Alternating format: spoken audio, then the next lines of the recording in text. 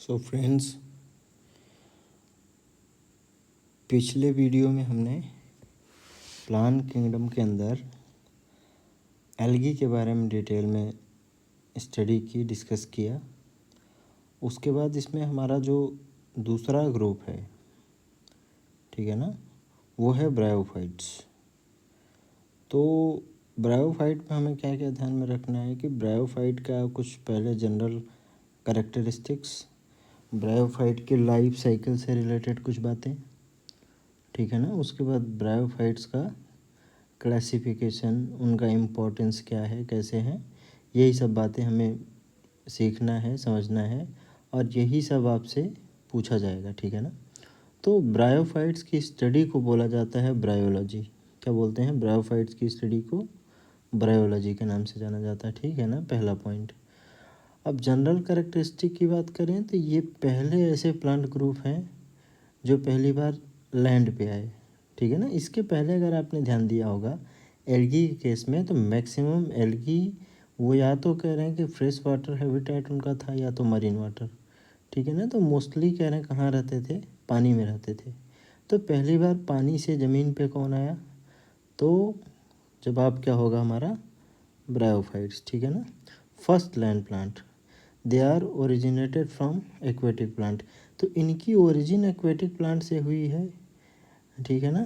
तो ये इनके इनके इनकी जब स्टडी की गई तो इनके अंदर एयर कैनाल दिखता है।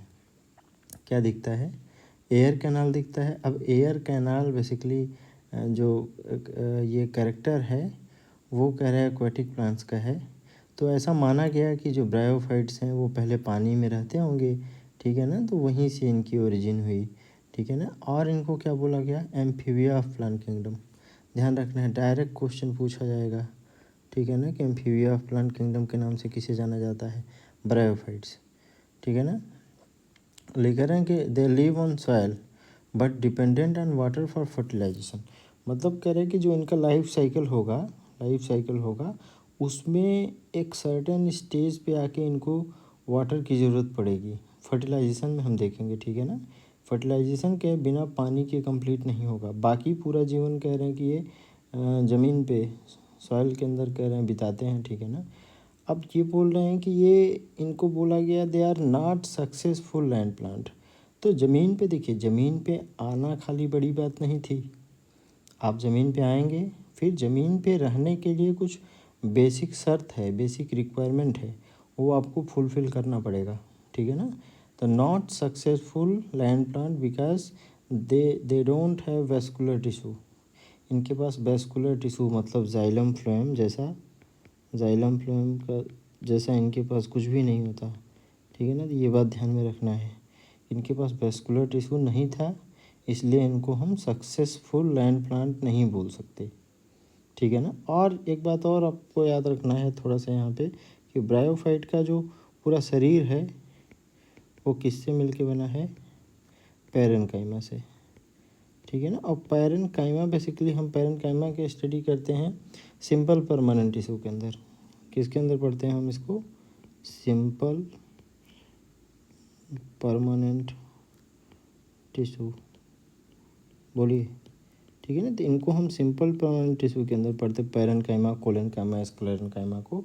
तो इनके पास कह रहे हैं कि इनके पास जाइलम फ्लोएम नहीं है, क्योंकि इनका पूरा शरीर जो है, पूरा शरीर कह रहे हैं पैरेनकाइमा का होता है। तो इनको हम सक्सेसफुल लैंड प्लांट की कैटेगरी में नहीं रख सकते, बोलिए, ठीक है ना। तो फिर पूछा जाएगा, फिर सर जाइलम नहीं है तो वाटर का कंडक्शन कैसे होता होगा? तो कह रहे हैं मेन बॉडी कह रहे हैं पैरेनकाइमेटस है, इसलिए कह रहे हैं कि वाटर कंडक्शन पूछा जाएगा आपसे किसके थ्रू होता है, तो क्या जवाब देना है? Water conduction through parenchyma. और रूट इनके पास नहीं है, ध्यान रखना है, ठीक है ना। रूट इनके पास नहीं है, यानी रूट इज़ एब्सेंट। स्टेम के जैसा और लीफ के जैसा इनके पास स्ट्रक्चर प्रेजेंट होता है, ठीक है ना। और इनको क्या बोला गया? They are also known as सियोफाइट्स।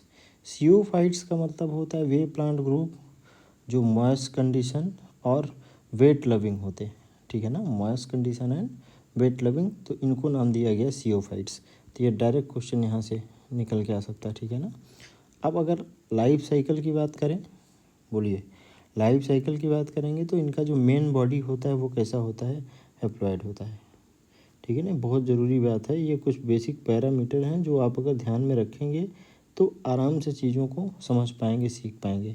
Main body haploid, it produce gamete, ये गैमेट बनाते हैं इसलिए इनको गैमेटोफाइट बोला गया। गैमेट बनाते हैं इसलिए क्या नाम दिया गया, गैमेटोफाइट। ठीक है ना।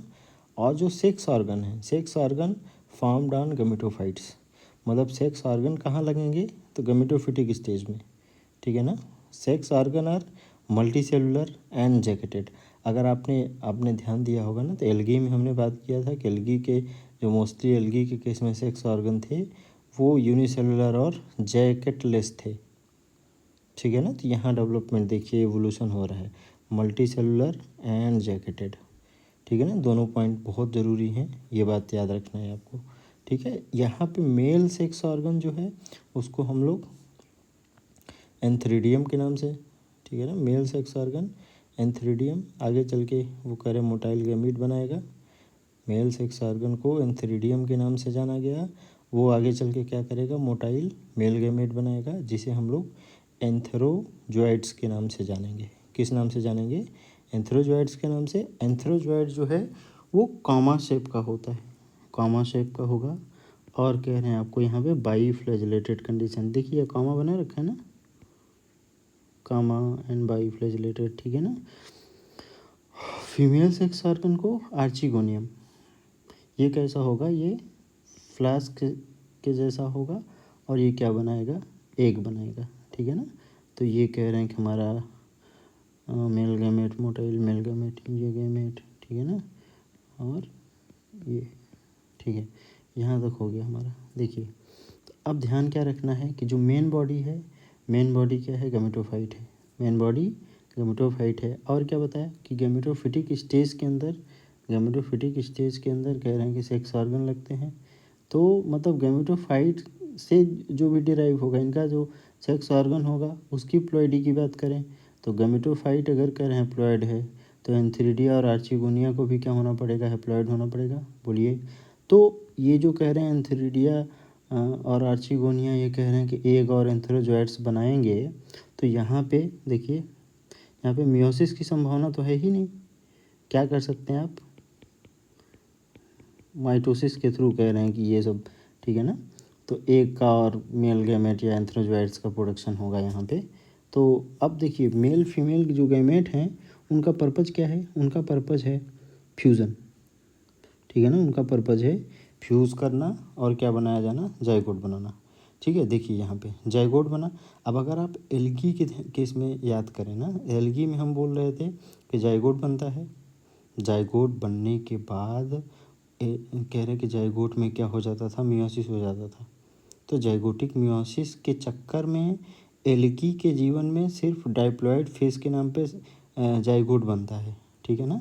लेकिन यहाँ पे ब्रायोफाइट्स के केस में जो जाइगोट बनेगा ना, जाइगोट मियोसिस नहीं करता है, जाइगोट मियोसिस नहीं करता है, जाइगोट में होता है माइटोसिस। तो अगर जाइगोट में माइटोसिस शुरू होगा तो जाइगोट किसकी तरह बिहेव करने लगेगा, एम्ब्रियो की तरह। बोलिए, जाइगोट किसकी तरह बिहेव करने लगेगा, एम्ब्रियो की तरह। और ये एम्ब्रियो आगे चल के क्या बनाता है, स्पोरोफाइट बनाता है। ये एम्ब्रियो आगे चल के क्या बनाता है, स्पोरोफाइट। ठीक है ना। अब स्पोरोफाइट के अंदर कह रहे हैं कि एक स्पेशल सेल बनेगी जिसे हम नाम देंगे स्पोर मदर सेल, जिसे हम नाम देंगे स्पोर मदर सेल, यानी कि स्पोर को बनाने वाली सेल। अब देखिए स्पोर मदर सेल का नेचर कैसा है, स्पोर मदर सेल कह रहे हैं कि डाइप्लॉइड नेचर की होती है, यानी यहाँ पे कह रहे हैं स्पोर मदर सेल के अंदर मियोसिस पॉसिबल है। बोलिए, स्पोर मदर सेल के अंदर मियोसिस पॉसिबल है, यानी स्पोर मदर सेल मियोसिस के बाद क्या बनाता है, स्पोर बनाता है। तो मियोसिस के बाद स्पोर बना है, स्पोर क्या होगा, हैप्लॉइड होगा।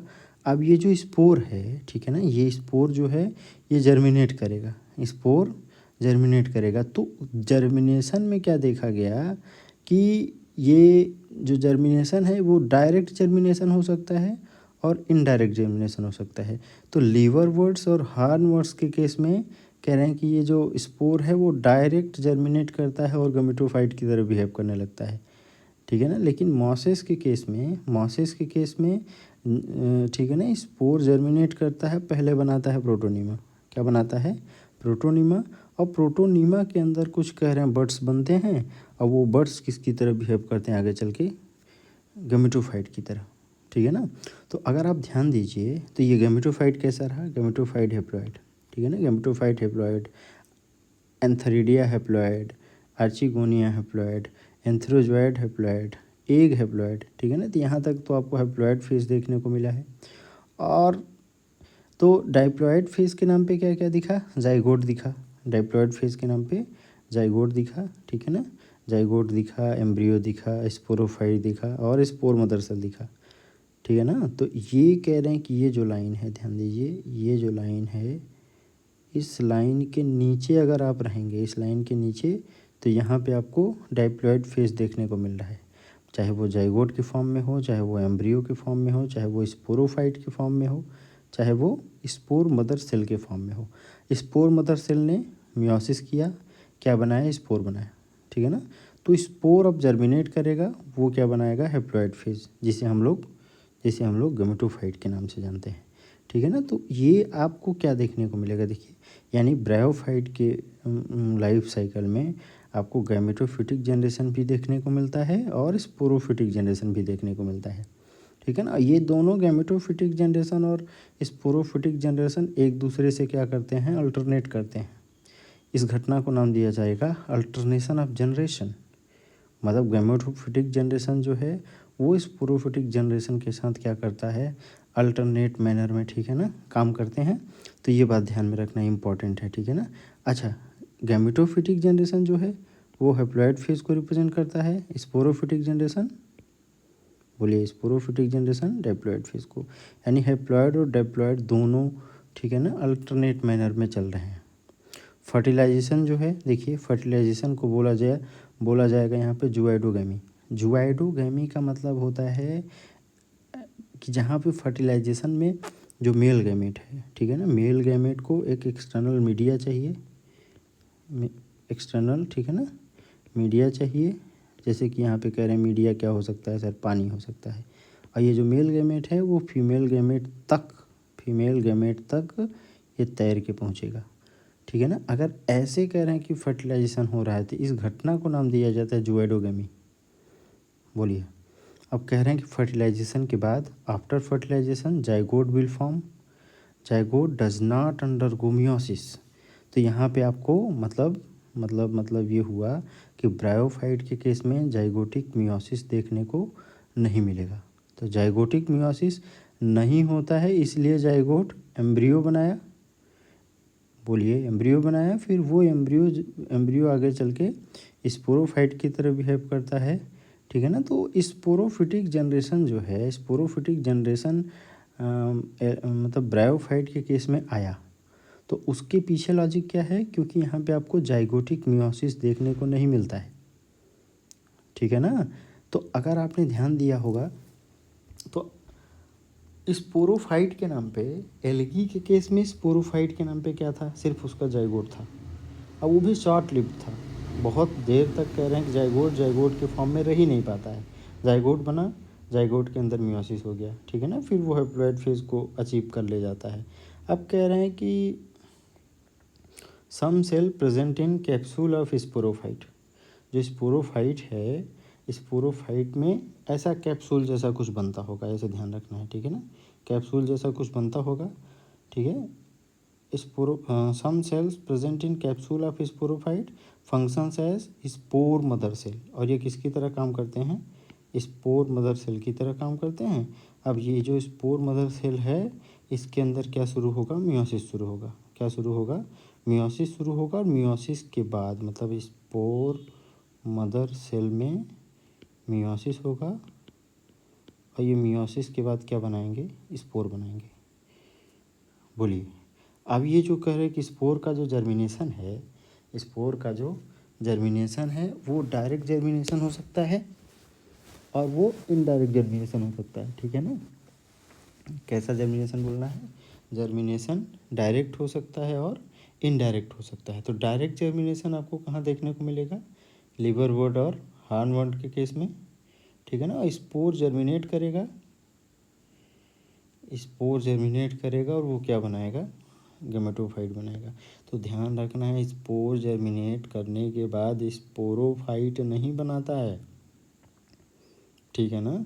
स्पोर जर्मिनेट करने के बाद गेमेटोफाइट बनाता है। बाद में ये कन्फ्यूज़न होता है बहुत सारे स्टूडेंट को ना, कि स्पोर से फिर कह रहे हैं स्पोरोफाइट बन गया। नहीं, ऐसा नहीं है। स्पोर हैप्लॉइड है, स्पोर हैप्लॉइड है क्योंकि वो मियोसिस के बाद बना है, ठीक है ना। तो स्पोर से गेमेटोफिटिक स्टेज की शुरुआत हो गई। या कह रहे हैं स्पोर का जर्मिनेशन कैसा हो सकता है, इनडायरेक्ट जर्मिनेशन हो सकता है।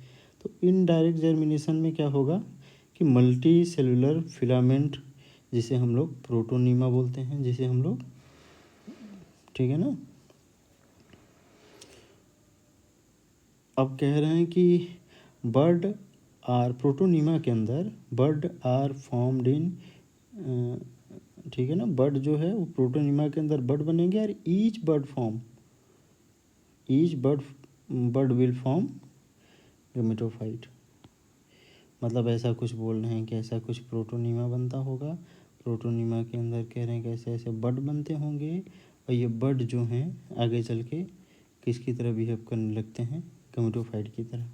तो इस तरीके से अगर कह रहे हैं जर्मिनेशन हो रहा है तो उसको बोला जाता है इनडायरेक्ट जर्मिनेशन, ठीक है ना। प्रोटोनीमा जो है वो किससे डेवलप होता है, protonema will develop from spore.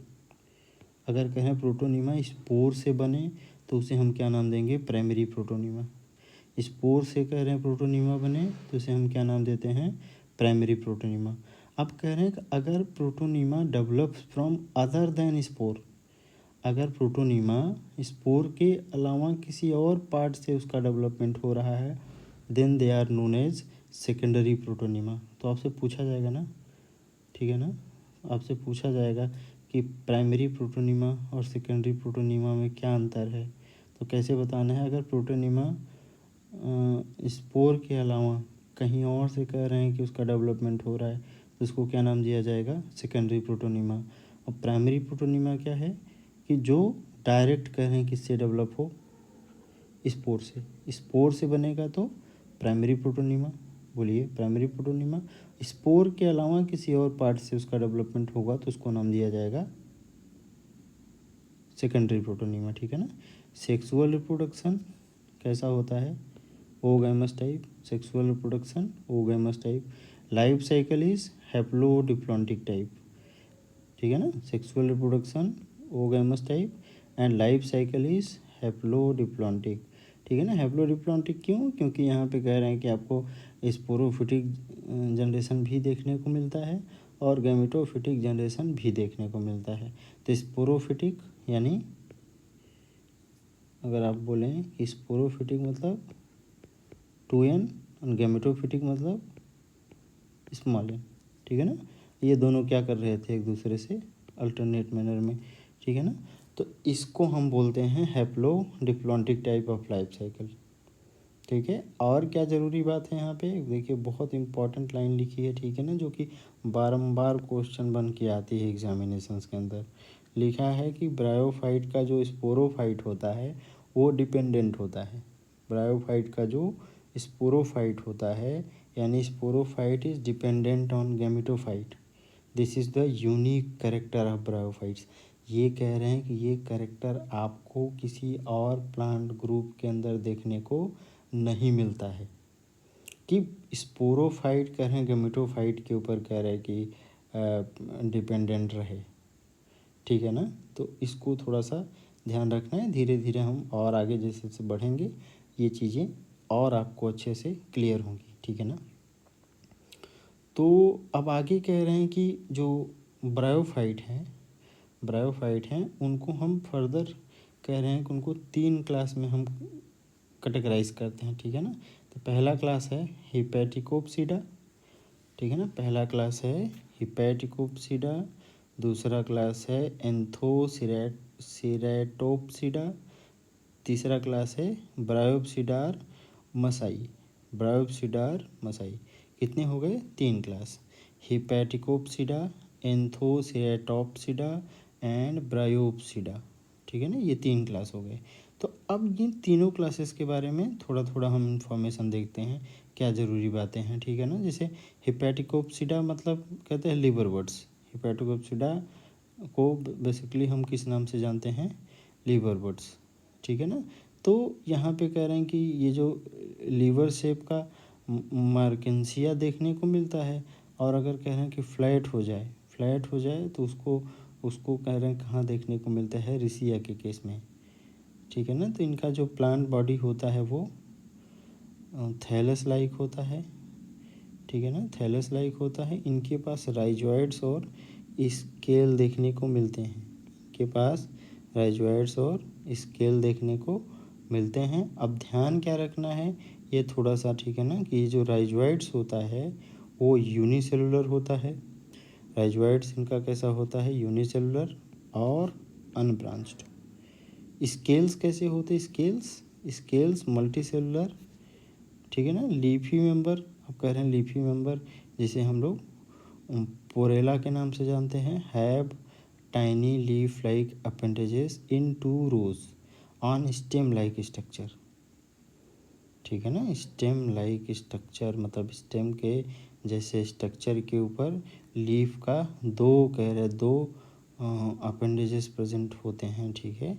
तो ये इसलिए कह रहे हैं कि पोरेला को लीफी मेंबर बोला, पोरेला को इसलिए क्या नाम दिया गया, लीफी मेंबर, ठीक है ना। बहुत ज़रूरी है, इसको थोड़ा सा याद रखने की कोशिश करेंगे। नेक्स्ट पॉइंट लिख रहे हैं कि स्पोरोफाइट ऑफ लीवर वर्ड। तो जो लीवर वर्ड्स का जो स्पोरोफाइट होता है वो कंप्लीटली डिपेंडेंट ऑन गैमेटोफाइट, ठीक है ना। कंप्लीटली डिपेंडेंट ऑन, बोलिए, कंप्लीटली डिपेंडेंट ऑन गैमेटोफाइट। अब कंप्लीटली डिपेंडेंट मतलब क्या हुआ कि ये कह रहे हैं कि फूड भी यहीं से डिराइव करेगा, वाटर भी यहीं से डिराइव करेगा, और हैबिटाट मतलब रहेगा भी वहीं पे, मतलब इसका घर भी वहीं है, वहीं से पानी भी कह रहे हैं कि ऑब्जर्व करेगा, वहीं से खाना भी ऑब्जर्व करेगा, ठीक है ना। अब अगर ध्यान दीजिए कि अगर कह रहे हैं कि स्पोरोफाइट जो है वो डिपेंडेंट है किसके ऊपर, गैमेटोफाइट के ऊपर। यानी कि ऐसे हम सोच सकते हैं ना कि जो स्पोरोफाइट है, स्पोरोफाइट डिपेंडेंट किसके ऊपर है, गैमेटोफाइट के ऊपर। अब कह रहे हैं कि ये फूड, वाटर और शेल्टर या हैबिटेट की बात करें, ठीक है ना, ये तीनों कह रहे हैं किससे किससे लेता है, तो गैमेटोफाइट से लेता है। मतलब अब गैमेटोफाइट जो है ना, अगर गैमेटोफाइट से कह रहे हैं कि स्पोरोफाइट फूड डिराइव करता है, तो गैमेटोफाइट जो है उसको कह रहे हैं फूड बनाना भी चाहिए, बोलिए। वाटर कह रहे हैं यहीं से ऑब्जर्व करता है, तो गैमेटोफिटिक स्टेज के अंदर कह रहे हैं कुछ वाटर को एब्जॉर्प्शन से रिलेटेड कुछ स्ट्रक्चर इसके पास प्रेजेंट होना चाहिए, ठीक है ना। तो जो स्पोरोफाइट होता है लीवर बर्ड्स का जो स्पोरोफाइट होता है उसके कह रहे हैं कि 3 पार्ट होते हैं, फूट, सीटा एंड कैप्सूल। कितने पार्ट होते हैं, फूट, सीटा एंड कैप्सूल। ऐसे समझिए कि मान लेते हैं थोड़ी देर के लिए कि ये ऐसा कुछ स्ट्रक्चर है, तो ये कह रहे हैं कि ये फूट है, तो फूट तो कह रहे हैं ज़मीन पे ही होगा ना जी। ये कह रहे हैं ये पार्ट जो है ये कैप्सूल है, ये क्या है, कैप्सूल है। ये कह रहे हैं कि ये सीटा है, ठीक है ना। तो मतलब फूट और कैप्सूल को जोड़ने वाला जो यूनिट है उसको हम क्या नाम दे रहे हैं, सीटा बोल रहे हैं। और रिसिया, यहाँ पे कह रहे हैं कि एक और मेंबर है रिसिया।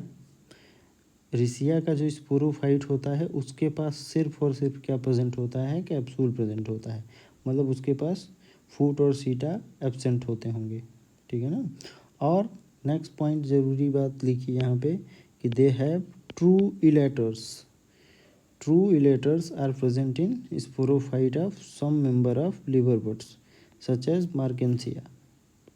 तो पूछा जाएगा आपसे ट्रू इलेटर कहाँ देखने को मिलते हैं, तो क्या बताओगे, मार्केंसिया के केस में देखने को मिलता है। इलेटर्स होते क्या हैं, फिर नेक्स्ट क्वेश्चन पूछा जाएगा आपसे कि what do you mean by इलेटर्स। तो इलेटर्स जो हैं वो हाइग्रोस्कोपिक नेचर के होते हैं। किस नेचर के होते हैं, हाइग्रोस्कोपिक का मतलब होता है जो मॉइस्चर को सोख सकें, जो मॉइस्चर को क्या कर सकें, अपने साथ रिटेन कर सकें, ठीक है ना। तो elaters are hygroscopic in nature and helps in dispersal of spore. मतलब कैप्सूल के अंदर आपको पता है कि स्पोर मदर सेल होता होगा सर, कैप्सूल के अंदर स्पोर मदर सेल होता होगा, और वो स्पोर मदर सेल मियोसिस के बाद क्या बनाता होगा, स्पोर बनाता होगा। तो स्पोर बेसिकली बन कहाँ रहा है, कैप्सूल के अंदर, ठीक है ना। तो कैप्सूल से स्पोर को बाहर आना है जर्मिनेशन के लिए, कैप्सूल से स्पोर को बाहर निकलना है जर्मिनेशन के लिए। तो वो बाहर करने के लिए कह रहे हैं इन्होंने डेवलप क्या किया, इलेटर्स का डेवलपमेंट हुआ। इलेटर का नेचर कैसा होगा, हाइग्रोस्कोपिक नेचर के होते हैं। इनका पूछा जाएगा काम आपसे तो बोलना है डिस्पर्सल ऑफ स्पोर, ठीक है ना। देखिए अब अगर रिप्रोडक्शन की बात करें तो एसेक्सुअल रिप्रोडक्शन के अंदर आपको वेजिटेटिव रिप्रोडक्शन, ठीक है ना, एसेक्सुअल रिप्रोडक्शन और vegetative reproduction in liverworts takes place by fragmentation of thallus. मतलब थैलस ही कह रहे हैं, थैलस का फ्रेगमेंट हो जाए, टूट जाए थैलस कई पार्ट में, ठीक है ना, और हर एक पार्ट कह रहे हैं कि नया फिर से थैलस बना ले जाए, ठीक है ना। और कह रहे हैं कि and formation of specialise structure, formation of specialized structure that is known as gamma, that is known as gamma, and gamma are green multicellular and asexual bud। तीनों पॉइंट बहुत ज़रूरी हैं, ठीक है ना। ये सब कह रहे हैं, ये सब पॉइंट एनसीईआरटी आप पढ़ेंगे तो उसके अंदर डायरेक्ट इन्होंने मेंशन कर रखा है, इसको ध्यान में रखना है। Which is develops in small रिसेप्टिकल, मतलब जो गेमा है वो एक स्पेसिफिक स्ट्रक्चर के अंदर डेवलप होता है जिसे हम लोग गेमा कप के नाम से जानते हैं। और ये कहाँ, गेमा कप आपको कहाँ देखने को मिलेगा, मार्केंसिया के केस में। कहाँ देखने को मिलेगा, मार्केंसिया के केस में। अब कह रहे हैं कि during sexual reproduction male and female sex organ produce on same, ठीक है ना। रिसिया के केस में कह रहे हैं कि मेल और फीमेल सेक्स ऑर्गन मतलब एक ही थैलस के ऊपर बनते हैं, आर ऑन डिफरेंट थैलस में, ठीक है ना। डिफरेंट थैलस में मेल फीमेल सेक्स ऑर्गन का डेवलपमेंट होता मार्केंसिया के केस में, ठीक है ना। तो रिसिया में आपको क्या देखने को मिलेगा कि एक ही थैलस के ऊपर कह रहे हैं मेल सेक्स ऑर्गन भी डेवलप हो गया, फीमेल सेक्स ऑर्गन भी डेवलप हो गया, जबकि मार्केंसिया के अंदर अलग अलग कह रहे हैं कि थैलस के ऊपर अलग अलग सेक्स ऑर्गन लगते हैं, ठीक है ना। तो ये हो गया हमारा हिपैटिकोप्सिडा के बारे में। दूसरा कह रहे हैं कि हमारा ग्रुप है एंथोसिरेटोप्सिडा बेसिकली नोन एज हॉर्नवर्ड्स। किस नाम से जानते हैं, हॉर्नवर्ड्स के नाम से जानते हैं, ठीक है ना। कह रहे प्लांट बॉडी कैसा होगा, थैलस के जैसा होगा। स्केल्स यहाँ पे एब्सेंट होते हैं, ठीक है ना, नहीं होते हैं। राइजोइड्स की बात करें तो राइजोइड्स के नाम पे राइजोइड्स जो होते हैं वो यूनिसेलुलर होते हैं और कैसे होते हैं, अनब्रांच्ड होते हैं। Rhizoids are unicellular and unbranched. अब नेक्स्ट बात क्या लिखा है, sporophyte of hornwort not completely dependent on gametophyte. अगर आपको याद होगा ना तो हमने लीवर बर्ड्स के केस में क्या बात किया कि लीवर बर्ड का जो स्पोरोफाइट होता है वो कंप्लीट डिपेंडेंसी रखता है किसके साथ, गैमेटोफाइट के साथ, ठीक है ना। तो वहाँ पे कह रहे हैं कंप्लीट डिपेंडेंसी रखता था। तो उस बिहेवियर को हम बोल सकते हैं कि वो पैरासिटिज्म को दिखाने की कोशिश कर रहा है, ठीक है ना। मतलब लीवर बर्ड के केस में आपको क्या ध्यान में रखना है, पैरासिटिज्म। और यहाँ पे ध्यान से देखने की कोशिश करिए कि जो हॉर्नवर्ड का स्पोरोफाइट होता है वो गैमेटोफाइट के ऊपर डिपेंडेंट तो होता है, लेकिन ठीक है ना, लेकिन ये अपना जो स्पोरोफाइट है मतलब एंथोसेरेटोप्सिडा का जो स्पोरोफाइट है, ठीक है ना, वो अपना फूड खुद से बना लेता है, ठीक है ना। यानी कि हैबिटेट के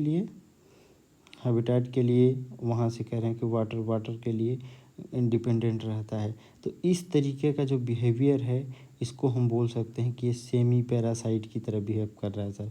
कंप्लीट पैरासाइट कब होता, जब कह रहे फूड भी यहीं से डिराइव करता, ठीक है ना। तो फूड अपना खुद प्रिपेयर करेगा, बाकी चीज़ें ठीक है ना गेमेटोफाइट से लेगा। बोलिए अब आगे लिख रहे हैं ना, depend only for water and habitat. मतलब यहाँ से क्या क्या ज़रूरी होता है, पानी लेता है और कह रहे हैं कि इनके ऊपर आश्रय लेता है, हैबिटेट मतलब जहाँ पे रहता है, ठीक है ना। एग्जाम्पल हैं नोटोथाइलस एंड एंथोसिरस, नोटोथाइलस एंड एंथोसिरस, ठीक है। यहाँ पे कह रहे हैं कि स्पोर डिस्पर्सल के लिए इलेटर से मिलता जुलता कुछ स्ट्रक्चर बनाते हैं जो कि जिनको हम लोग नाम देते हैं स्यूडो इलेटर्स। क्या नाम देते हैं, स्यूडो इलेटर्स। तीसरा ग्रुप है ब्रायोप्सिडा, ठीक है ना। ब्रायोप्सिडा मतलब इसके अंदर कह रहे हैं कि डिफरेंट मॉसेस को रखा गया है, किसको रखा गया है, मॉसेस को। तो यहाँ पे आपको क्या देखने को मिलेगा, stem like, root like structure को राइजोइड्स एंड लीफ लाइक। मतलब कह रहे हैं कि अभी आपको पूरी तरीके से स्टेम, रूट और कह रहे हैं लीफ का एकदम क्लियर कट डिमार्केशन बहुत अच्छे से देखने को नहीं मिल रहा है, ठीक है ना। इनका जो राइजोइड्स होता है वो कैसा होता है, मल्टी सेलुलर होता है, ब्रांच्ड होता है और कह रहे हैं कि यहाँ पे ऑब्लिकली सेप्टेट, मतलब कह रहे हैं कि आपको सेप्टा बनता हुआ दिखाई पड़ रहा है। मल्टी सेलुलरिटी कह रहे हैं दिखेगी और सेप्टा में कैसा सेप्टा होगा, ऑब्लिकली सेप्टेट, ठीक है ना। अब बोल रहे हैं कि the presence of leaf like structure,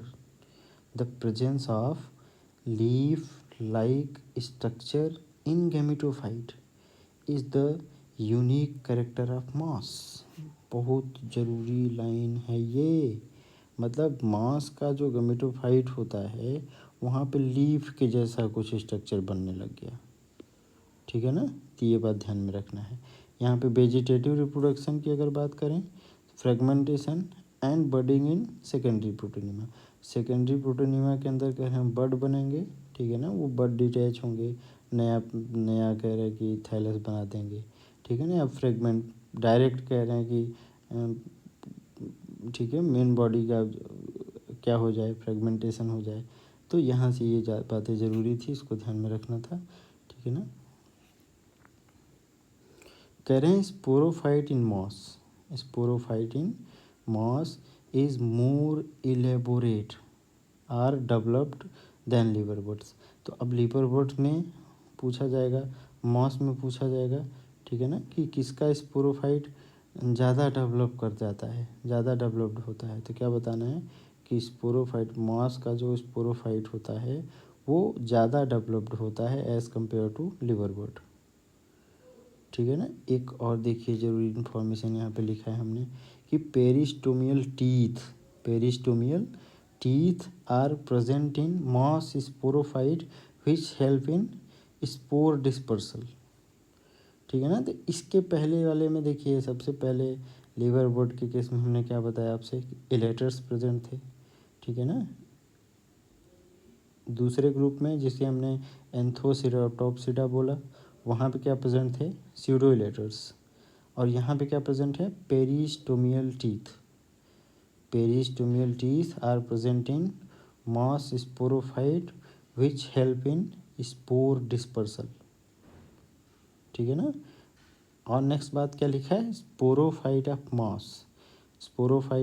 mass is semi parasite कब होगा, जब फोटोसिंथेसिस करेगा, फोटोसिंथेसिस कर ले लेकिन कह रहे हैं वाटर के लिए और हैबिटेट के लिए, ठीक है ना।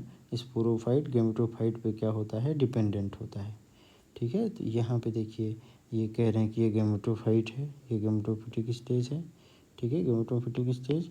और अगर स्पोरोफाइट की बात करें तो ये कह रही है कैप्सूल हो सकता है। तो यहाँ कह रहे हैं कि ज़मीन पे क्या होगा, ये फूट होगा।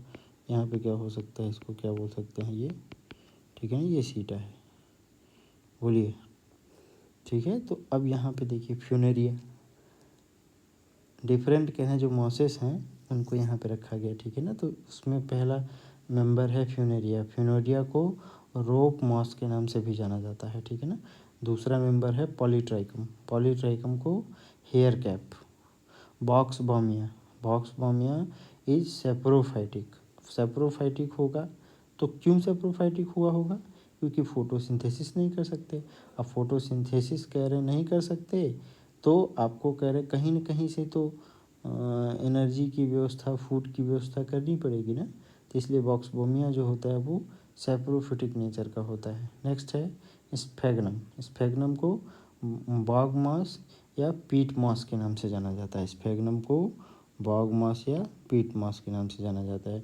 बॉक्सबोमिया के केस में, ठीक है ना, बॉक्सबोमिया जो है वो सेप्रोफिटिक होता है, सेप्रोफिटिक होगा तो कह रहे अपना फूड प्रिपेयर नहीं कर पाएगा, ठीक है ना। यानी आपको क्या क्या देखने को मिलेगा यहाँ पे, फोटोसिंथेसिस एब्सेंट होता होगा। अब अगर कह रहे कि इकोनॉमिक इम्पोर्टेंस की बात करें, ठीक है ना, तो कह रहे हैं कि इनका बहुत ज़्यादा इकोनॉमी में बहुत रोल नहीं है। स्फेग्नम जो है, स्फेग्नम से कह रहे हैं कि पीट मिलता है और उस पीट का इस्तेमाल कर रहे हैं एज अ फ्यूल, जलाने में इस्तेमाल किया जाता है, ठीक है। और स्फेग्नम की खास बात क्या है, sphagnum has higher water holding capacity, higher water holding capacity used in transhipment of living material.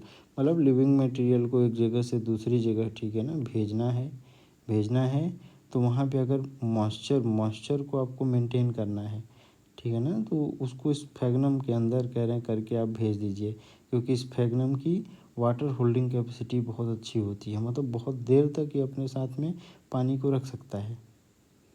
बोलिए। और जब इकोलॉजिकल सक्सेशन की स्टडी आप करेंगे ना, तो वहाँ पे पता चलेगा कि जो सबसे ज़्यादा रोल है, ठीक है ना, वो तो क्रस्टोज और फोलियोज लाइकेंस का है, क्रस्टोज और फोलियोज लाइकेन का है, ठीक है ना।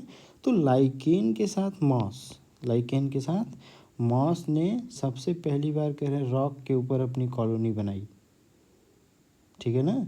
इसलिए ध्यान ये रखना है कि ब्रायोफाइट का इकोलॉजिकल इम्पोर्टेंस बहुत तगड़ा है, hence they have great ecological importance. तो अब क्या दो इम्पॉर्टेंट इन्फॉर्मेशन यहाँ से निकल के आया कि इकोनॉमिक इम्पोर्टेंस की बात करें तो इकोनॉमिक इम्पोर्टेंस कह रहे हैं बहुत ज़्यादा नहीं है, लेकिन अगर इकोलॉजिकल इम्पोर्टेंस की बात करेंगे तो इकोलॉजिकल इम्पोर्टेंस बहुत तगड़ा है, ठीक है ना।